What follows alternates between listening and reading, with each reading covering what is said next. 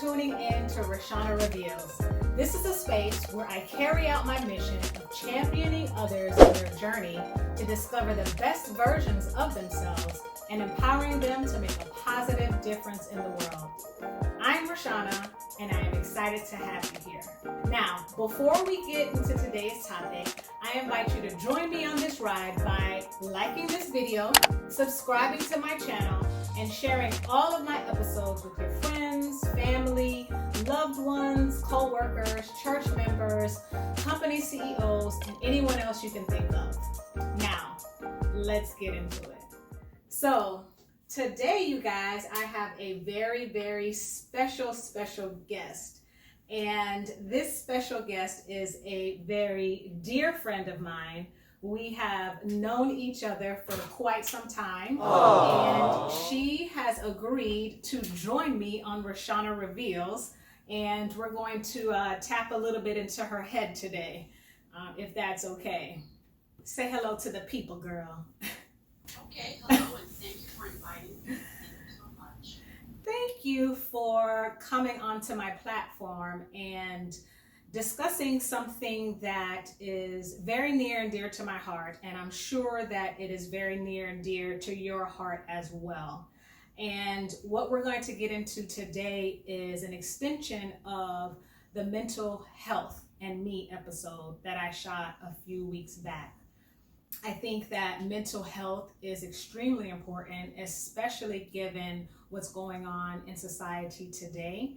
And I'm so excited to have you here, and let's have a good time. You good with that? Okay, I'm great. I can't wait. All right, so do you want to introduce yourself, or do you want me to kind of introduce you? You can introduce me, that's fine. Okay, so guys, this is my really, really great sister friend. Her name is Joan White, and we have known each other for a very long time. But when you have great friends like Joanne, it doesn't feel like forever, right? You know, it's an exciting, yes, it feels like we just met, and you know, we have a great time whenever we hang out together. And you know, you're my big sister, and I look up to you for giving me advice and everything. So yeah, we have a really great time together. So mental health. How would you describe what a healthy mind looks like, if that's a thing? Or do you think that we all have things that, you know, trouble us that we can work on? What does mental health or a healthy mind mean to you? Well, let me clarify for everyone that's listening. I am a licensed mental health counselor and a psychology professor. So this is my level of expertise, my area of expertise. Mental health for me means that you don't have a dysfunction. What happens is we are like going along well in our lives, and then something happens and there's a dysfunction. It's a dysfunction at work. You keep getting fired. You can't work with your coworkers. And it's not like it just happens in one place or two places. It's consistently happening. Or you're in relationships and they're consistently breaking, or they don't work, or can't find anyone. So there's some kind of dysfunction. It could even be financial. Every time you get your paycheck, you spend all your money. And you're spending it on food and clothes, and then at the end of the month you're homeless, and then you're looking to your therapist like, well, why does this keep happening? Why do I keep getting homeless? Well, you keep spending all of your money. Now, it sounds very simple, but if it was that simple, then you wouldn't have therapists like me, and people wouldn't have problems. Sometimes you're in something so deep, you can't figure out how to get out of it. And that's where mental health professionals would come in and help. And you have your life coaches that would come in also and maybe give, you know, some type of advice, but life coaches can't deal with severe mental illness. They can only deal with like everyday problems. Us mental health practitioners, that would be social workers, mental health counselors, psychologists, psychiatrists, we work with people from, hey, I can't handle my life, to, you know, I'm hearing voices. So we can run the gamut of a little bit sick, middle sick, and a lot sick, severely. Now, you mentioned life coach. What exactly is a life coach? Well, anybody can be a life coach. I mean, my mom can go online now and take a test and become a life coach. So, you know, and life coaches who listen to this are going to have pushback and tell you all of their qualifications and blah, blah, blah. But life coaches, like, hey, I have goals for 2021. COVID's messing me up. Let's work on my goals. But if you're hearing voices, or you have major depression, or your life is falling apart, like you're getting divorced, your children are leaving the home, you're lonely, your parents are dying, you have all of that, you don't want to go to life coach. That's when you go to a licensed mental health counselor, a licensed social worker. You want to go to someone who's actually been in school for years and years like we have, and that way you'll actually get some real in-depth work on who you want to be. Gotcha. Okay. So there is a distinct difference between a mental health professional and a life coach. Now, do you think that they both go hand in hand? Because what I'm experiencing now is my job has offered through the insurance program an EAP style program. And especially during this COVID-19 and this pandemic time, what my program consists of is speaking to a mental health professional, and then a few days after that, speaking to a life coach. Is that something that is, standard, or, something that you would recommend? Is it too much? Is it too little? Yeah, no, that sounds fine. I don't think it has to be a question of either or unless you have a mental health issue. If you have a mental health disorder, you need to speak to someone who's licensed in the field of a mental health practitioner. But if you have life goals that you want to work on, or other issues that are not dealing with mental health so much, you could go to a life coach. Usually EAP sends you to someone licensed, not a life coach, but you have some kind of very interesting EAP there. Well, take advantage, go to both. Gotcha. I feel really good about the fact that I've taken advantage of it. And, there are some life skills that I have learned that I can actually utilize, throughout the rest of my life, which is really, really good, at least for me. I am a firm believer in mental health counseling and getting all the help that one needs. What would you say to someone who feels as if they're normal? Would you recommend counseling for people who kind of really don't need it? They're, working their way through life and everything's fine and they don't have any issues and everything's okay. Well, if they feel that everything's okay, then there's no problem. You don't have to go to a therapist. But this is what I tell people. You go at least once a year, supposedly, to a doctor to check on your blood pressure, make sure your heart's beating fine, you don't have any diseases or problems. You do preventative care for your body. Well, why not do preventative care for your mind? Wow, that's actually really good.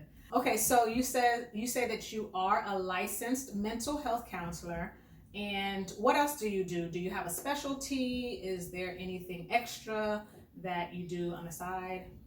Well, I deal a lot with family court, with broken families and children who are caught in situations where mom and dad are maybe going after each other and the children are in the middle. So I try to help out in those situations.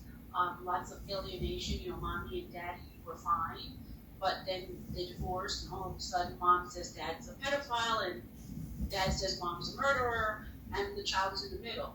And so, they're so busy going after each other, they don't know that they're giving their child serious harm. So I work a lot with that. I also like forensic psychology. I'm going back to get my degree in forensic psychology. So I'm trying to do a little bit of working also with that, with criminal behavior, the study of criminal behavior. I don't know if I'm going to be going into prisons yet, but that might be next on my to-do list.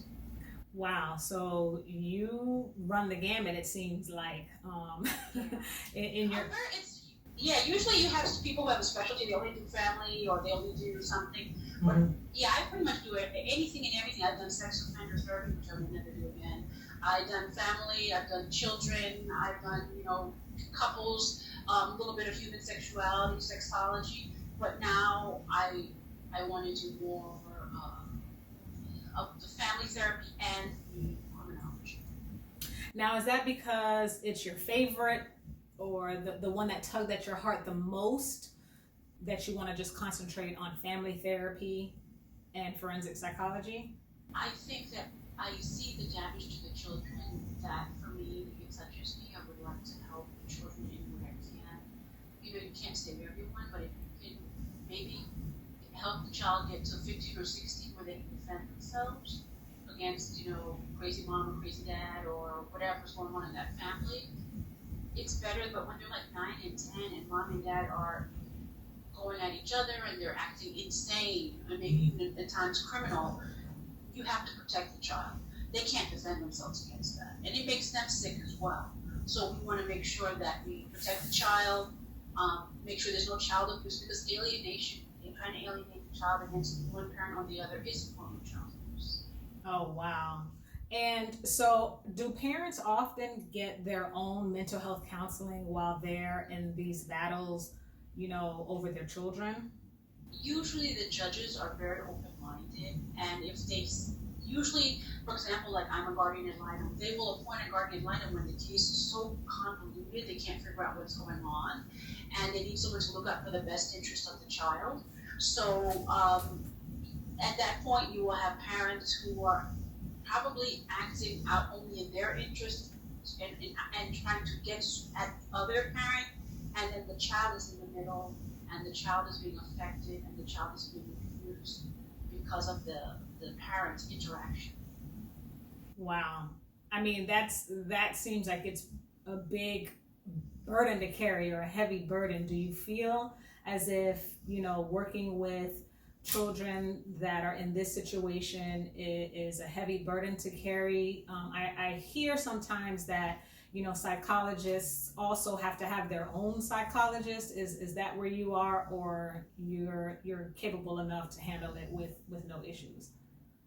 I think that you, as a mental health professional, I don't think psychiatrists in Florida, I don't think they see anyone for help. And let me preface that first by making a distinction. Psychiatrists give medication; they do not do talk therapy. I have a lot of people who get confused with that. And then you have your social worker, your mental health counselor, your marriage and family therapist, your psychologist. They do the talk therapy. There's no a law that says we have to, but I think that, like I said before, if you're going to the doctor every day, once a year, if you're going to the doctor once a year for preventative care, you do the same for your mental health. And if you're dealing with very severe populations, severe abuse, severe criminality, severe psychopathy, I think as a professional you need to have major boundaries and probably see someone, a therapist, but have other coping skills as well. Not just therapy, but other things that you do to alleviate your own issues, alleviate all the stress from the job. So that means a spa day every now and again. Yeah, I have friends who have a therapist. They go to a therapist once a week and they talk about their issues. I have friends who have spa day like every other day. I have friends who work 3 days a week instead of 5 days a week. Mm-hmm. I have friends who don't know when to stop working, and so therefore you can see them deteriorating. Because we go to school and it's all about the client and how to help others, but they teach very little self-care. And that's something as you get into the profession and go through maybe 1 or 2 depressions or periods where you want to just leave and go, work at a restaurant and cook or go somewhere, just get another profession. That's when you realize that you haven't done enough self-care and you need to take some time off or work every other week or just find something that works for you. Got it. Now, how much schooling do you need to do this profession? Well, to be a psychologist, you need a PhD. You cannot be a psychologist with a master's. You cannot be a psychologist with a bachelor's. And to be a mental health counselor, social worker, licensed mental health counselor, social worker, or licensed marriage and family therapist, you just need a master's. So you don't have to get a PhD unless you want to. So master's is the level of licensure for now. And so as long as you get your master's and do like 2 years of internship, then you can go for your testing for your licensure, and then if you pass, you become licensed. Gotcha. Now, how long have you been in your career? I'd say I've been doing this since 2003. I had internships before I graduated with my master's. So I'm just saying I graduated around 2003. So I've been doing this for a while. Yeah. And, it seems like forever, but yeah. That's a long time. So I'm sure you're an expert in the field that you've chosen. Well, I feel comfortable with it. Gotcha. Okay, so besides going to the spa per se, how else do you distress? Exercise. Right now, due to COVID, I can't go to the gym. But before I would go to the gym, and I don't go to I'm not gonna say normal gym. I don't go to like LA Fitness or any of those gyms. Nothing wrong with them, but I like to fight, so I go to a fighting gym. So I go to the gym and learn like combat sports, jiu-jitsu, Muay Thai, wrestling. And I used to go to the gym like every evening for like 2 hours and come home. And I mean, sometimes I'd fall asleep like, wake up the next day and I'm falling asleep on the couch. I could barely get into my bed. So tired, but so distressed, less stressed, and able to handle any situation. And I see a difference in myself when I do exercise and when I don't. When I don't exercise, I'm quick to anger, snappy, less patient. But when I exercise, I mean, you could probably come to me and punch me and just say, "Hey, what was that?" I probably laugh because I'm just so relaxed and calm. And it also, for me, it's like a puzzle. My mind is used to books and studying psychology or whatever, but here's a different puzzle. I have to learn jiu-jitsu. This is more tactile, physical intelligence, learning the different ways. It's like a puzzle. How do I submit someone? How do I avoid the submission? I'm no expert, but it's another way to engage your mind, and I think for me, that engagement helps me. It's something different. You don't also want to be doing the same thing all the time. I have a lot of therapist friends, when they finish therapy, they go home and watch therapy movies, and they study documentaries on famous therapists. And that's great for them, but when I leave work, that's work, and then my personal life is something else. Yeah, it's hard to separate work from home life. I'm on call 24/7, and a lot of the time, actually very much often time, my work will carry over into the weekend or after hours, and sometimes the lines are blurred, and so it's difficult to try to separate the two, because with a job that I do, it's almost like I am that, like I am law enforcement all the time, and I don't want to be. I want to be Rashana, and I want to be, Captain Donovan. And so sometimes it's very difficult to separate the two, just because of the hours and the type of work that I do. But that's actually really good that you're able to separate yourself from your job. Well, you like you said, you're like 24 hours on call, so you've got to have strong boundaries. So when they're not calling you for whatever issue, that you're able to go work out, go take your run, spend time with your children and your loved ones. You have to also make sure you have those strong boundaries. And if they call you, you get up and leave the room so that your work business is not interfering in your home life. I take my work calls somewhere else. So, I maybe go outside sometimes and take work calls out there, so that it's kind of like outside of my office, outside of my home environment. So you just make sure you have strong boundaries. I feel like that helps me, because clients will call me all the time. So I just have to shut it off, because otherwise I'd be on the phone constantly over sometimes just like really strange things and things that they could answer themselves, I had a client, and she called me one day and she says, "I'm locked in the bathroom at Sedan's." And I said to her, "How did that happen?" And she says, "I don't know, I can't get out." Now, okay, there are no locks on bathrooms. If you're a woman, you go to the woman's bathroom, and just pull it and go in and Right. you just push. Right. So there's something going on there with her that she believed that she was locked. So, I'm like, well, what do you think you can do? Then it has to be, well, how do I empower her to get out of this situation? Now, for someone else, they would say, okay, this is ridiculous, but I'm going to help her get out of there. But if I see that this is a continuing thing of her calling me, then we have to work on a plan. Okay, when you get locked in different places, Sananos, Macy's, wherever, what are you going to do? Because I don't want her relying on me that she has to call me when she has these problems. She has to learn how to function without me, because I'm not going to be her therapist forever. And I can't sit at home on Saturdays and go, okay, let me sit by the phone and wait to see if she gets locked somewhere else. Right. So you have to work also with people on coping skills and, hey, what do you do? I don't work Friday, Saturday, Sunday. So if this happens, what are you going to do during those days? And sometimes Monday through Thursday, I'm in meetings or I'm in class. So what are you going to do if this happens and I can't answer your call? So coping skills are really important in working with your clients. That's great. It sounds like you're giving people the tools to empower them to get through their difficulties, which is excellent. So what advice would you give to those struggling with mental health issues? Seek help.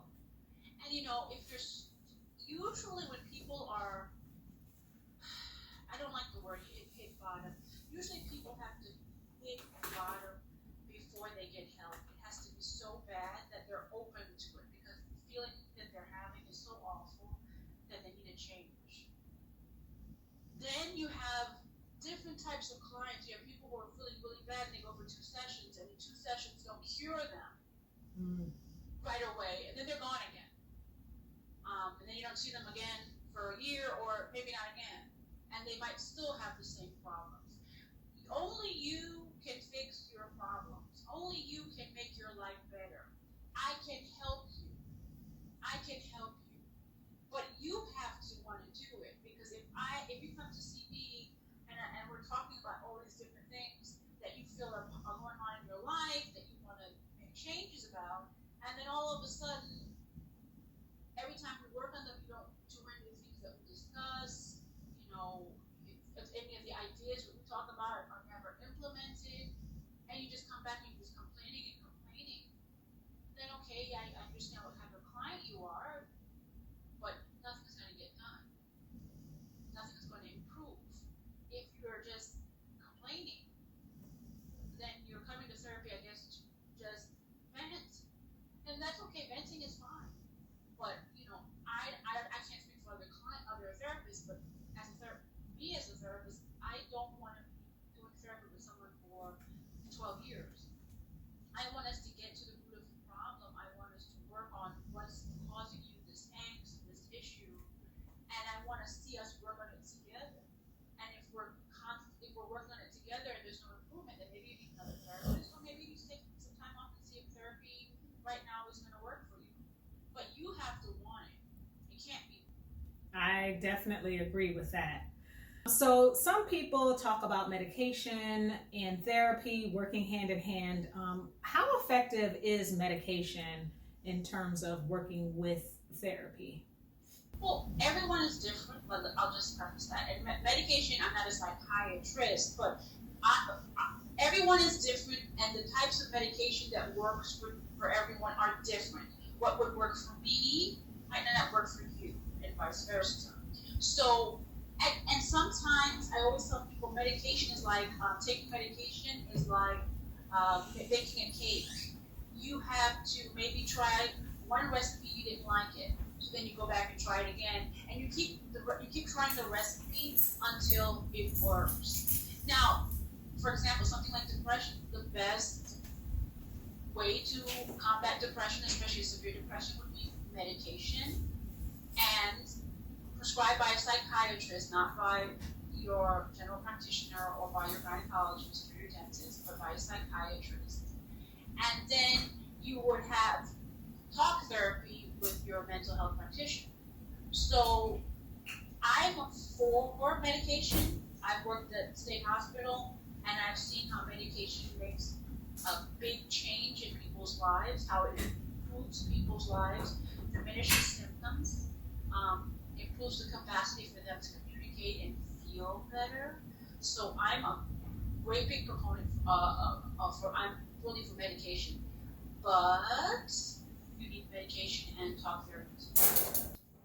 Awesome. Okay, and the last question I'm going to ask you, because we have a very limited time. You know, I got to get more minutes on Anchor. Anchor, y'all need to give us more than 30 minutes, okay? I'll just... What are your thoughts on the mental health disparity amongst African Americans and Caucasians? Well, it's, Black people, African Americans, don't like to go to therapy. They think that, it means that they're crazy, that there's something wrong with them. So if you go to therapy, you're weak-minded, there's something wrong with you. And you should be able to handle your problems yourself. And that can be a good thing. The idea that we have handled things, we are strong people, we had slavery and Reconstruction and Jim Crow, and so now, we went through all of this so as people were strong. That's great, but even the strong have their moments. True. And, I think we need to be more open to a lot of therapy. And when Black people, African Americans, talk about institutionalized racism, some of the things that come with institutionalized racism are higher levels of stress, higher levels of depression. We have all these issues with heart disease and blood pressure and everything else, not only because of diet, but the stress of living in a country with racial problems. So one way to alleviate the stressors that come with living with this bombardment of inequality and other issues is to go see a therapist. Wow, I agree with you 100%, because I felt that way too as a Black woman. Everyone's like, "Oh, you're so strong, you can handle it," and sometimes I just want to scream and say, I can't. I'm drowning right now. I need my own help. So that's definitely true within our community. Well, Joanne, I appreciate you coming on today. That's it? Wait, do you want to come back? We can extend this episode now. or you know what? Let me close out this episode and then restart it. Thank you, Joanne, for rocking with me today. I appreciate the fact that you've taken time out of your very, very busy schedule to come and hang with me today. Thank you guys for coming and rocking with me today. I hope that you enjoyed this episode of Mental Health and Me, and come back, join me on future episodes, and let's find out what Rashana will reveal next. So y'all, welcome back to Rashana Reveals. We are still trucking along, you guys. Joanne and I are having such a really great discussion that we just decided to keep going, right? Who doesn't want to stop talking about the things that we're talking about? So let's continue our interview. You still here with me, Joanne? I'm not going anywhere. You're such a great friend. Thank you. Okay, so we just spoke about the difference between Black Americans and Caucasians in their viewpoints on mental health. And most people utilize these two cultures in order to make comparisons. Are there any other cultures that have difficulty with seeking help, or any other cultures that find it easier to incorporate therapy into their lives? I think it's almost every culture. The Hispanic culture also has a difficulty. I worked with clients who came from India, not Native Americans, but came from India, and they were kind of like, "Oh my God, why are you going to therapy? Something wrong with you? You must be, you're crazy then. You're absolutely insane if you're going to therapy." Right. I think, a lot of cultures, therapy is new, relatively. You would talk with your parents about your problems. You would talk with your extended family about your problems. Why are you going to a stranger? Why would you tell a stranger things that you wouldn't tell us? And so a lot of people feel like they should go to their family first, or if the family is the problem, that's when they come to us, when the family is the problem. Now, does that mean they can't handle their family anymore, or their family is just getting on their nerves, or? Well, the family might have expectations. The family might want them to go to become a banker, and they come from a family where everyone was a banker, everyone was a jeweler, and that's the profession they're supposed to go into. But they want to be a photographer, or they want to study philosophy, and the family's like, "Are you crazy? You can't make money doing that. You're out of your mind." Or they want them to get married to a nice girl, and they're too picky. But in reality, they're not picky. They're gay. So, how do I tell my family this, or how do I escape my family? I've had clients who wanted to escape their family. They didn't want to talk to them about their sexuality. They wanted to escape. So, when your family is the issue, when communication with your family has become difficult, or in some cases it's impossible, or you feel it's impossible, then you should probably go to see someone and talk about your problems and try to get yourself some help. Gotcha. So, do you have any interesting stories or anything? Does anything jump out at you about an issue that you can share? Because I know that there's some patient confidentiality, within your line of work. Well, I can speak in general. Do you have a specific area or topic that you would like about a specific client? I have probably a story for every topic. I think now can you share with us about the time what was it that you were doing with the court system? Are you able to share any of that? Okay, well, some of those cases are still open, so okay. I can't really talk about them, but I had one case which is closed where the child wanted to spend time with his father, and every time he wanted to go, they had a visit set up to see his father, because mom and dad were separated, and dad had moved on with another woman, and mom was staying in the family home. Every time the child was supposed to see his father, every time we had set up visits, mom said that the child was sick. So every weekend the child was sick. So finally the judge was like, unless there's some kind of serious problem and the child is hospitalized, you can't stop the visits. Mm-hmm. So then the child had COVID. Every week, every visit, mom must have had 25 COVID tests. Every week she said the child had symptoms of COVID. He couldn't come to his father. And it takes time. Like, you go to court in March, and then the next court date is like 4 months later. Right. So while this is going on, all these shenanigans are happening. Right. And the father still doesn't see his child because the child has COVID every week. And mom's taking 150 tests. And dad asked to see the child via FaceTime. Okay? You can't go outside. We have a pandemic.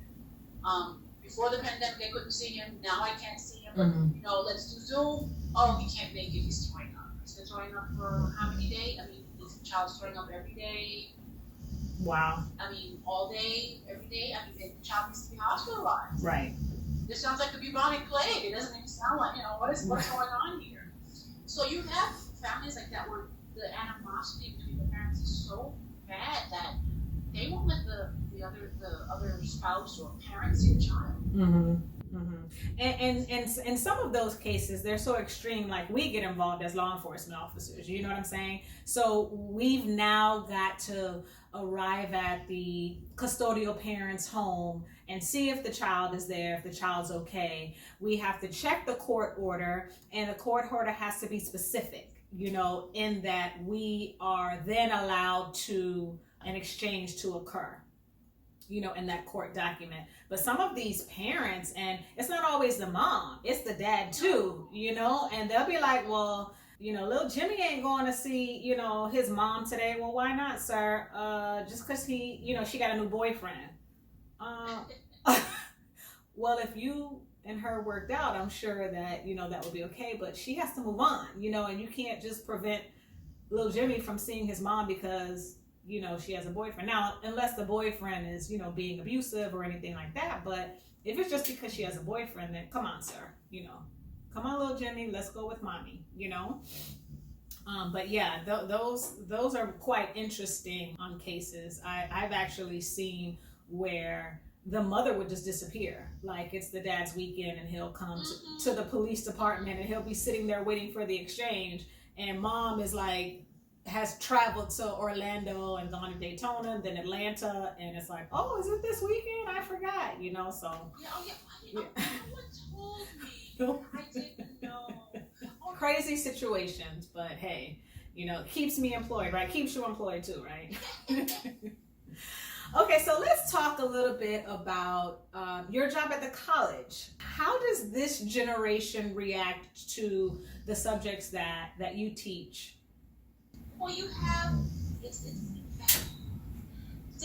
they prefer online. That's what I'm saying. They prefer online or some type of hybrid course where it's lecture and online, because students are busy. Students have to pay for their courses. Students have to pay, you know, the students at my college, they have to pay for everything. Some of them are even paying for their, you know, helping their parents pay rent. So they're busy. They have to work extra shifts. And so for them, they don't need a class that's a lot of work, in the sense of they have to go to campus and they have to be involved in activities on campus. They just want to go, get the lecture, get out. Go online, get the information, get out. Of course, they want a good quality class, good quality information, but they don't want traditional teaching. They want a new hybrid, modern way of getting information. That's pretty interesting, because when I was a guest lecturer, it appears as if the kids were, you know, at least a little bit interested, yeah, right? But if it's once a week or twice a week, yeah, they're interested. But if they have to come multiple times a week, not everyone, but a lot of them want a hybrid where they would come to one class and there's a lecture and they want the lecture to be interesting and to be informative, and maybe there's a guest lecturer and shows up and that's exciting. It's a subject that I'm interested in, but they don't want to be in class 3 hours. They don't want to be there Monday to Thursday. They want to be there as little as possible and then have their online component. Yeah, I mean, it seems as if the older students are good with the hybrid, and they can manage that. You know, the younger kids, you know, my son would probably choose playing Fortnite or, you know, Gears of War or some other game on his Xbox rather than going to school. So that's good that they're still, you know, even though they're busy, they still want to be engaged. And want to be engaged. Yeah, but you know that. You're always getting students like that. I have, like, the semester's over now, and we just have finals, and I have students who say, you know, hey, I missed a couple assignments, and I have an extra credit. No, next week's finals, it's over. Huh? What? They lost time. They don't know what's going on. Yeah. And that's okay. I mean, that would happen whether they were coming to class Monday to Thursday or whether they were online the whole time. Either way, they're lost. They're in their own bubble. And now they have to sit down with me and say, okay, well, what do I need to do to pass the class? They lost time. I mean, there's nothing else I can say. That's their responsibility. They are adults. I'm not going to be, you know, calling people up and say, hey, we should do your work. Right. I'm not their mother. You know, right. Now, so you work with children of all ages, it seems, right? From the youngest, you know, providing family therapy to college age. Which age group is easier to deal with? I think people are going to disagree with me, but for me, it's the older ones. Really? Yeah. The agenda is simple: get my education and leave. The younger ones, they're going to have other issues, maybe, you know, they're smaller, so it's hard for them to cope. Other ones should, by 16, 17, have some coping skills. Everyone has family issues. Everyone is out. Florida has family issues. True. But the older ones can cope better. I'm not saying they can cope, but they can cope better. Yeah, that does make sense. I could see where they would be easier. Oh my, it's thundering over here. Yeah, I just had some over, but my house too. And lightning. This is crazy.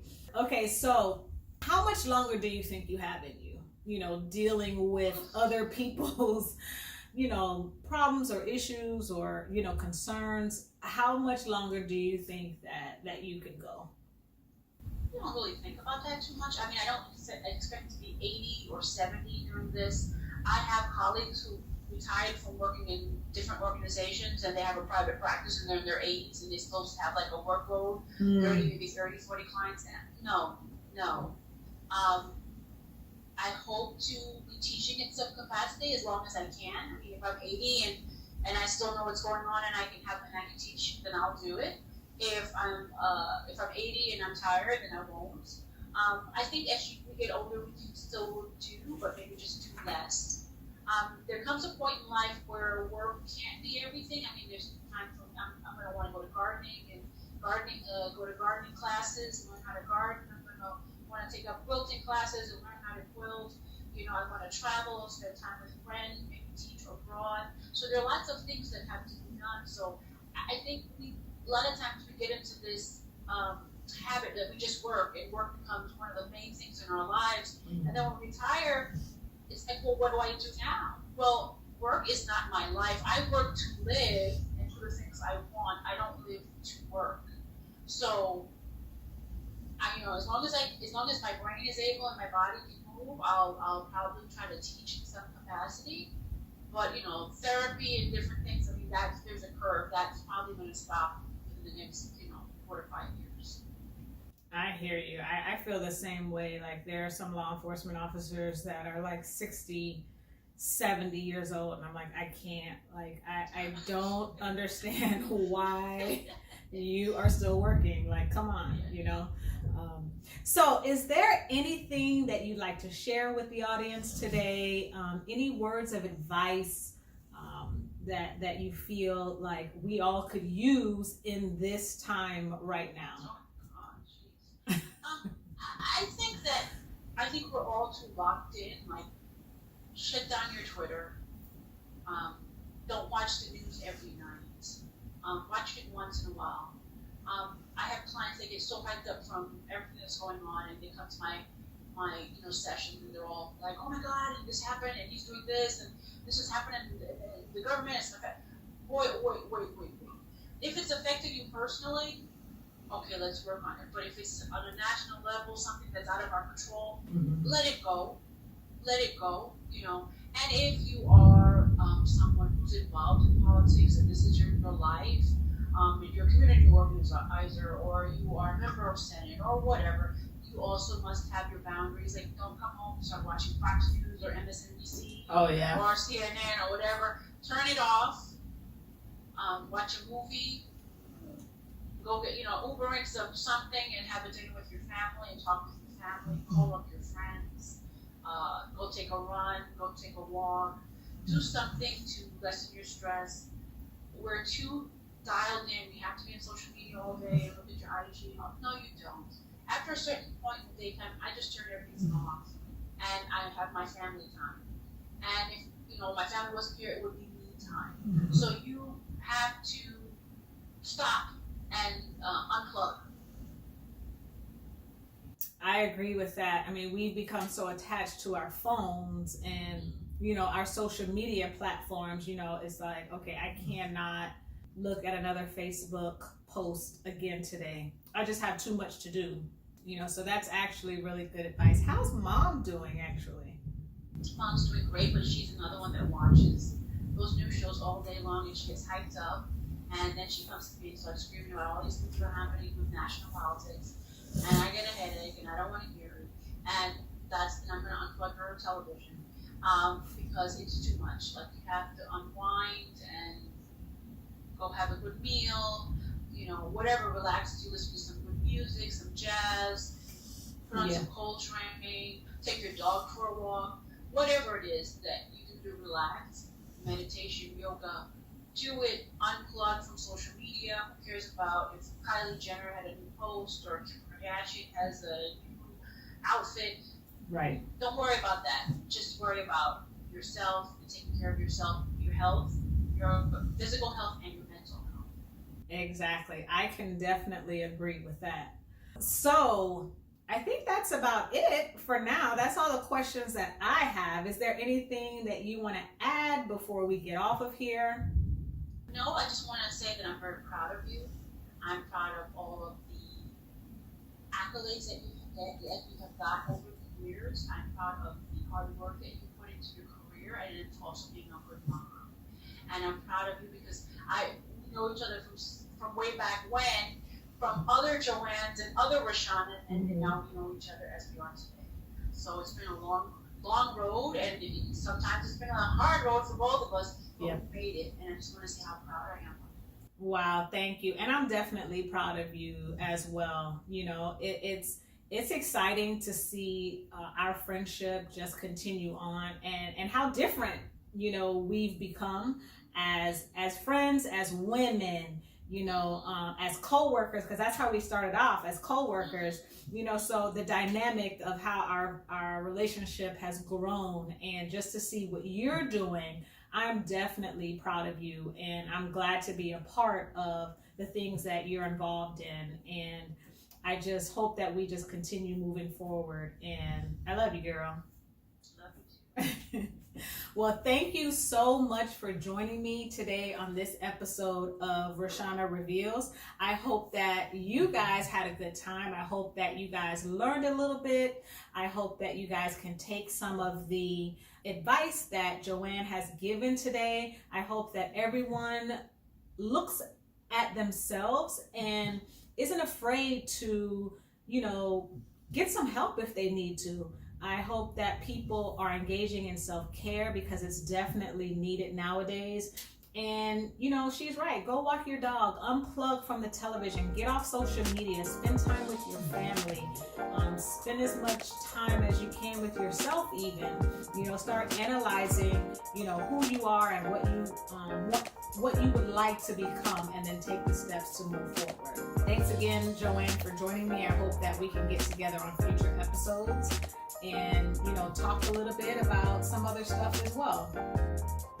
All right, you guys, this was another episode of Rashana Reveals, and thank you guys so much for rocking with me, for riding with me. I hope that you guys enjoyed today's episode. Do not forget to like and subscribe to this channel. I will be putting out more videos as I get time. I know that I slacked off just a little bit, but I'm starting to get back on this train moving forward. So once again, thank you for rocking with me, and come back soon so that you can find out what Rashana will reveal next.